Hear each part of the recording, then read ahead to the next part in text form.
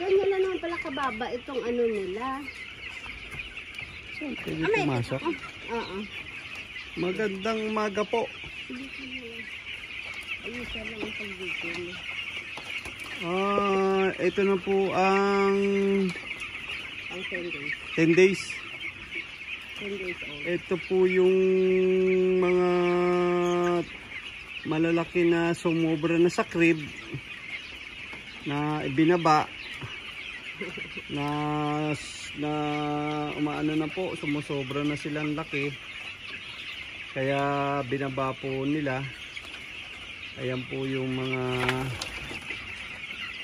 mga sumusobra sa crib, no, na malalaki na. Ngayon po, ayun po yung nasa crib pa. Ayan po, titignan po natin. Pasok po tayo dito. Dito. Ma'am, dahan-dahan lang po at baka matapakan nyo. Agi ko. Daan po. Pati naman. Daan po. Pati naman, mapakan kami dito.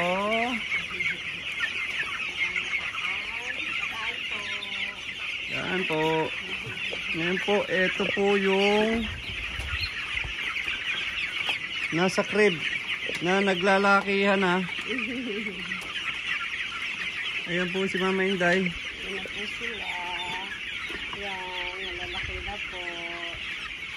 Ayan po. Ang 10 days. Ayan po. 10 days old. Ayan po ang ating cribbing, no? O crib na tinatawag. Ayan po.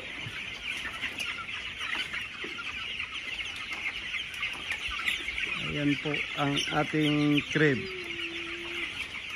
So,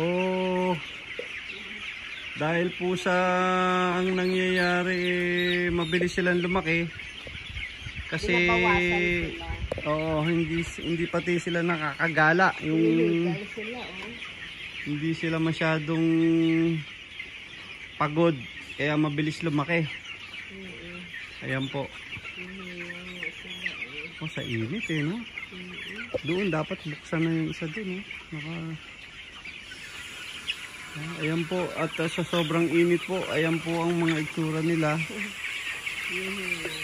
Na parang hingal na hingal. Ayan po. Ayan po. Basta po yan po ang nangyayari dyan ay kain lang sila ng kain.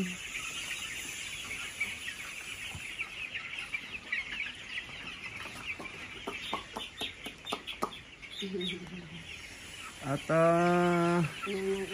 ito, inom ng inom. Ito, dito medyo masikip na sila. Yan po, medyo sikip na sila. So, magbibilang po tayo ng another 5 days. At bababa na po yan. Ito po, medyo sikip na po sila. Ayan po ang ating 10 days. Dito medyo sikip po sila. Ayan po. Sumisikip na yan. So 11,000 yung load nila. Ito po, 11,000 po yung niload nila. At mukhang maganda ang tubo nila. Konti lang po ang mortality natin. Ayan po. Ayan po si Mama Inday. Mama Inday, anong sasabi mo? At ikaw ay tuwan-tuwa. Masaya kasi malulusog sila. Ayan. Tirik-tirik pa ang mata. Ayan po. Ayan po si Mama Inday. Ayan po ang ating manager. Ang isa sa mga stockholder ng Frenjay Farm. Ayan po si Mama Inday.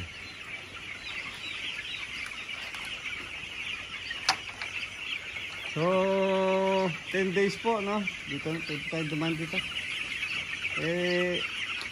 hintayin po yung aming 15 days.